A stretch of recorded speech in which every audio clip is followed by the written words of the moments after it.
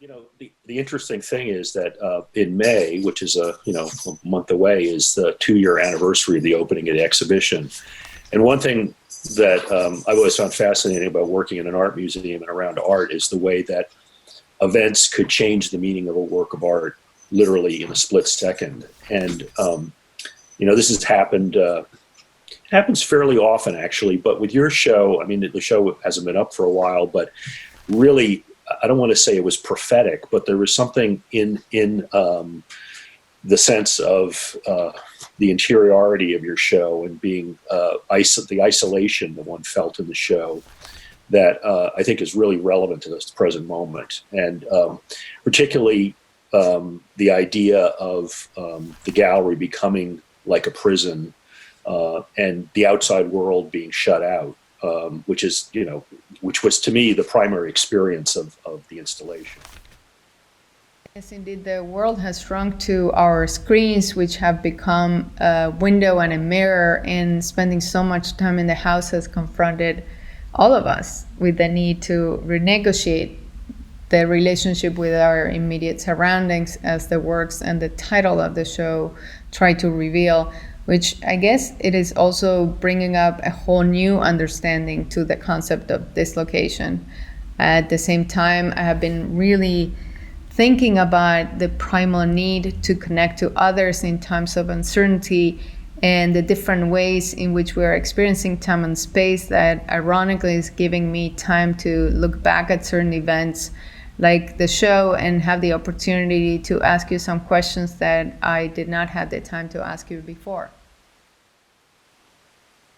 Certainly, the installation at the museum was an anxious interior. I mean, I think like all significant works of art, what you did at the museum, there was an element of beauty in it, the seduction of beauty, combined with anxiety. And I mean, so much of the world is like that, where life is wonderful, but at the same time, there's a tragic side to things. And particularly the idea with the carpet installation around the perimeter of the space, the carpet oozing from underneath the walls, I think it kind of created an ominous sense. And I compared it in the essay to Stanley Kubrick's The Shining, the hotel, the function of the wallpaper and other fixtures inside the hotel, of them creating a menacing atmosphere in an otherwise benign seeming building. And I think that absolutely is true. And certainly now, in light of a virus, is this idea of contamination of, and also, at the time of the exhibition 2 years ago, the immigration was a huge issue, and this idea of the other, of something seeping in from outside and contaminating a space. That was kind of in the forefront when people experienced it. But I think now it's the other is something that is beyond just issues about immigration. It has to do with biology and also bringing home. I mean, the immigration issue really talks about the world being a one place. And at this time when, the UN, the World Health Organization, all these international organizations are under assault, it's tragic, actually, the negation of this idea that the world is linked, so intimately linked. We can't be isolated anymore, that everything is connected and everything seeps into everything else. Isolation was indeed a big topic of the show, and in my case, COVID-19 has forced me to also look back and think about the different ways in which each of the elements I created embodied the paradox of the notions of protection, trauma, stillness, and even the use of sound and silence, which are essential part of the rhythm in each of the video animations.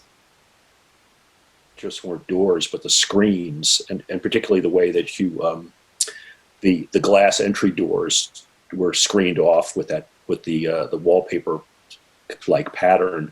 It reminded me of the way not only we're sealing ourselves off in general, but also when you see images of hospitals with temporary barriers put up and plastic being hung, this idea of separating in healthcare facilities, of isolation, and how we've had to improvise and create these screens between ourselves, and going into the supermarket and suddenly having a plexiglass barrier between you and the person at the checkout. There's suddenly this sense of barrier everywhere that's appearing.